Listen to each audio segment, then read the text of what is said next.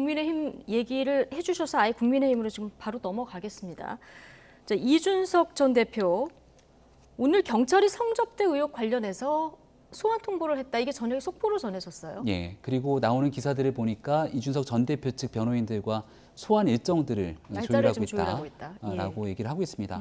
아마도 이준석 전 대표 입장에서는 성접대 의혹에 대해서도 강력 부인을 하고 있는 것이고, 또 김철근 전 실장의 7억 원 그 무마각서에도 본인은 전혀 개입한 적이 없다 이렇게 주장을 하고 있기 때문에 그 떳떳함에 대한 내용들을 입증하기 위해서라도 경찰 조사에 이제 성실하게 임할 수밖에 없는 상황이겠죠. 네. 물론 엄청나게 많은 언론과 세간의 관심들이 집중될 수밖에 없을 텐데, 일단 상대 측이 또 있는 것 아니겠습니까?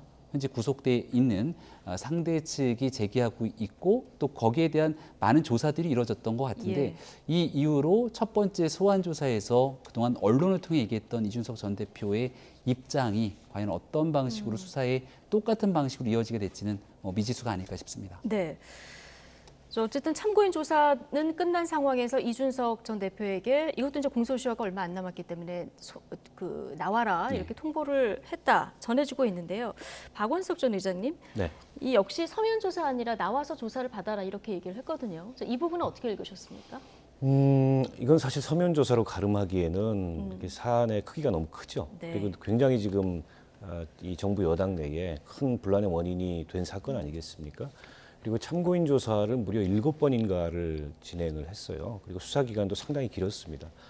말씀하신 대로 이제 공소시효가 임박했기 때문에 어쨌든 당사자인 이준석 대표를 불러서 당사자 얘기를 듣고 조사를 하고자 소환 일정을 통보를 한 것 같고, 아마 이준석 대표는 적극적으로 임할 것 같아요. 그동안에 이제 본인이 쭉 자기 항변을 해왔는데 그 얘기를 마찬가지로 경찰 조사에 나가서도 할 가능성이 높고, 거기서 더 나아가서 이걸 빌미로 벌어진 지금 국민의힘 내부의 여러 가지 사태들에 대해서 또 한 번 예. 메시지를 내는 계기로 활용하지 않을까 싶고, 수사 결과가 어떻게 나올지는 지금 뭐 아무도 장담할 수가 없습니다.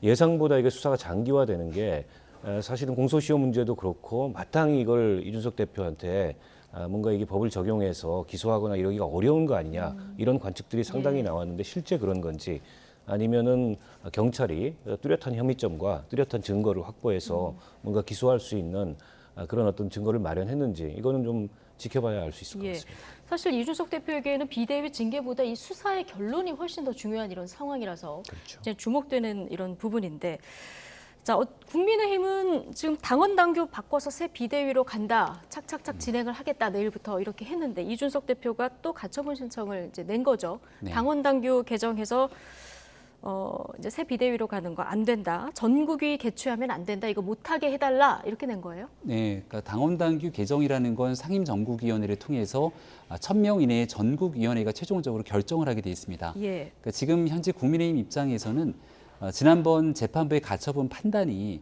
비상 상황이 아니다 이렇게 규정했던 데에는 최고위원회 기능 상실이라고 하는 지점에 대한 재판부의 해석이 있는 것 아닙니까? 네. 당대표의 거리사항 혹은 최고위원회의 기능 상실이라고 하는 최고위원회 기능 상실의 모호성 때문에 이런 재판 결과가 나왔다 판단하는 것 같고, 당원당규의 개정을 통해서 최고위원회의 기능 상실이 어떤 내용인지를 보다 명확하게 규정을 짓고 나면 비상대책위로 넘어갈 수 있는 당원당규의 기틀을 마련하게 된다라고 생각해서 그 당원당규 개정을 전국위원회를 통해 하려는 것이고, 네, 선출직 5명 가운데 4명이 4명 이상이면 없어지면 예. 예. 지금 갈수 현재 있다. 상황이랑 똑같은 거죠. 지금은 김용태 청년 최고위원 1명을 제외한 나머지 4명의 선출직 최고위원이 다 그만둔 상태이기 때문에 네. 이런 상황이란 비상상황으로 규정을 짓겠다라고 아마 당원당규를 개정하려고 하는 것 같고요. 여기에 대해서 이준석 전 대표 입장에서는 지난번과 같이 똑같은 방식으로 이 전국위원회 개최를 통한 당원당규가 개정되게 되면 당대표로 복귀할 수 있는 본인에 대한 권한들에 대한 행사 때문에 아마 이 내용을 들어서 가처분 신청을 한 것 같은데, 네. 이게 이제 시간이 얼마 없거든요. 상임정국위 전국위원회를 저희가 네. 이 국민의힘이 비대위원 임명까지 해가지고 일정을 마치는 이 어제 그래픽 정리해서 보여드렸는데 굉장히 빡빡하게 돌아가고 지금 시간도 9월 2일, 9월 5일, 9월 8일이면 예. 끝나거든요. 이 전에 이 결과가 나올까요? 그러니까 지난번 같은 경우는 주호영 비상대책위원장이 일을 하고 있었던 상황이기 때문에 직무 정지에 대한 가처분 신청이 받아들여졌는데, 이번 같은 경우에는 9월 5일이면은 실질적인 전국위에서의 당원 개정이 완료가 돼서 상임전국위 비상대책위원장이 임명이 되지 않습니까? 근데 이 전국위를 하지 말라고 하는 가처분 신청을 냈기 때문에 이 9월 5일이 지나고 나서 만약에 재판부가 판단하게 되면 실익이 예. 없는 상태 아니겠습니까? 그래서 시기적으로 봤을 때 과연 어떤 방식으로 재판부가 이 내용을 받아들여지게 될지에 대해서는 여전히 좀 해석의 여지들은 예. 엇갈릴 거라고 봅니다. 자, 앞서 비대위 효력정지 2차 가처분 신청을 했고 2차 신문기일이 이제 14일인데 이걸 좀 당겨달라 했는데 이건 이제 기각이 됐어요. 네. 자, 이런 상황에서 이준석 대표가 이제 전국위원회 열지 못하게 해달라 가처분 신청을 냈는데 이게 법원이 받아들일 가능성 어떻게 보십니까? 이준석 대표 측의 주장을 보니까 네. 이미 처분이 이루어진 조항을 사후에 개정을 해가지고 네. 당시 처분의 정당성을 만들고자 하는 거, 이거 이제 소급 입법이다. 예. 이거 인정할 수 없다라는 게 핵심 주장인 것 같아요. 근데 실제 그런 면이 있거든요. 게다가 앞서 이제 김병민 위원장도 설명을 했지만 이건 이제 어떤 그 집행의 정지를 구하는 가처분이기 때문에 예. 이 가처분이 시급히 이루어지지 않으면 소의 실익이 없어서 빠르면 내일 중에라도 심리가 열리고 결론이 나올 수도 있을 것 같아요. 내일 상임전국위원회가 열리고 휴일 지나면 5일 날 전국위원회가 다음 주 월요일 날 전국이 예, 당장 열리거든요. 그러니까 전국위가 마무리되기 이전에 예. 어쨌든 이 가처분의 결론이 나야 이 가처분을 제기한 당사자의 이제 소의 이익을 보장할 수 있기 네. 때문에 빠르면 내일이라도 심리가 열려서 주말 결정이 전에. 결정이 예. 날 가능성도 있다고 보고 뭐 인용 가능성 여부야 제가 전문가가 아니기 때문에 장담을 하기는 어렵지만 이준석 대표 측의 주장의 요지로 봤을 때 또 지금 국민의힘이 지난 의총에서 예. 당원 개정을 결의하고 상임전국위원회, 전국위원회로 가는 이 과정을 봤을 때 또 그 과정에서 권성동 그 직무대행이 예. 계속 이걸 맡아서 하는 게 타당하냐라는 당내 여러 가지 지금 논란이 있었잖아요. 그런 것들을 종합해 본다면 저런 이준석 대표 측이 제기한 주장이 받아들여질 가능성도 상당히 있다. 저는 그렇게 봅니다. 예. 자, 가처분 신청에 대한 결과도 중요하지만 언제 나오는지 좀 지켜보도록 하고요. 자, 국민의힘 윤리위 이전 대표에 대한 추가 징계를 시사하는 어떤 입장문을 냈는데요. 개고기, 양두구육, 신군부 같은 이준석 전 대표의 언행을 강력히 규탄한다. 추가 징계 촉구한 의총의 의견을 존중한다 이렇게 얘기를 했거든요. 이거 추가 징계를 시사한 겁니까? 가능성을 열어둔 것 같고요. 의원총회 결정이기 때문에 예. 다만 이제 그 추가 징계를 하겠다라고 하는 강력한 의지의 표현보다는 지금 현재 이준석 전 대표를 비롯해서 당내에 당에 해를 끼치는 발언의 수위들이 점점점 높아지고 있는 상황인 것 같습니다. 그러니까 두 번 다시 이와 같은 발언들이 난무하기 시작하면 결국은 국민의힘을 지지하는 당원들 혹은 국민들에게 결국 실망으로 돌아가는 것이기 때문에 예. 여기에 대해서 더 이상은 좀 제발 그러지 말아라라고 하는 강력한 경고의 메시지가 훨씬 더 큰 것 같고 이런 경고의 메시지 사실 의총의 결과도 경고의 메시지였거든요. 근데 그 경고의 메시지에도 불구하고 같은 일들이 반복되게 된다면 아마 윤리위원회는 소집을 통해서 그 이후의 절차를 밟아나갈 가능성도 상당히 있지 않는가 네. 싶습니다. 추가 징계하면은 기존에 내려졌던 처분보다는 더 강력한 처분이 내려져야 되잖아요. 어떤 시나리오? 당원권 정지보다 더 강력한 처분이라고 하면 6개월 당원 정지보다는 더 강력, 예. 그러니까 6개월 당원권 정지보다 더 강력한 처분이라고 하면 결국은 그 기간이 넘어가게 되는 거니까 넘어가게 이준석 되거나 탈당 권고를 내리거나 제명을 예. 하거나 예. 그러니까 이준석 어떤 방식이 되든지 간에 이준석 당대표의 임기가 다 채워지기는 어려운 방식의 예. 징계 처분이 내려질 가능성이 크고 비단 이 내용은 이준석 전 대표를 향한 것뿐 아니라 국민의힘 윤리위원회가 전체적인 지금 당내의 상황에 대해서 좀 엄중 경고를 한 상황이 아닌가 생각합니다. 네.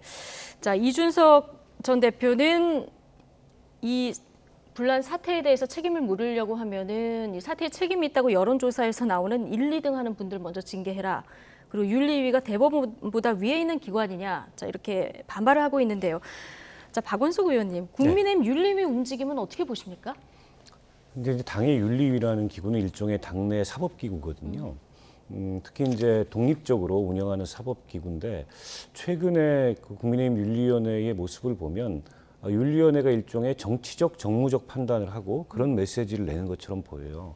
오늘 냈던 메시지만 하더라도 독립기구인 윤리위를 향해서 의총에서 누구를 징계하라라는 촉구 결의안을 만드는 건 사실은 독립기구 입장에서 보기에 굉장히 부당한 거거든요. 근데 그에 대해서 용인한다, 그에 대해서 네. 환영한다라는 메시지를 냈다는 것도 좀 이상하고요. 또 앞서 이제 뭐 개고기, 양도구역, 기타 등등의 그런 표현들, 물론 이제 어느 입장에 서 있냐에 따라서 그게 현저히 당의 명예를 실추시키고 어떻게 민심 위반을 일으켰다 볼 수도 있는데, 또 다른 각도에서 보면 지금 이 전개되고 있는 양상, 이른바 이제 윤핵관이나 혹은 이제 그 뒤에 있는 윤 대통령이 보여주는 이런 모습들에 대해서 여러 가지 정치적 비판도 있지 않습니까? 네. 근데 윤리위가 너무 한쪽 편에 서가지고 지금 이제 이른바 윤핵관들이 보이고 있듯이 이준석을 당에서 내보내야 된다, 이런 어떤 흐름에 편승하고 있는 거 아니냐, 이렇게 보이는 측면도 있거든요. 어떻게 보면 오늘 이준석 대표가 낸 메시지도 결국은 윤리위가 공정성, 독립성 이런 것들을 상실한 거 아니냐. 그리고 이번에 윤리위의 저 발언은 객관적으로 제가 보기에도 그런 측면이 있는 것 같아요. 저거는 징계할 수도 있다가 아니고 징계하겠다는 의지를 확고하게 드러낸 것 같습니다. 예. 지금 9월 28일 날 윤리위가 예정이 돼 있다고 이건 하는데, 수사 결과 나온 이후입니까?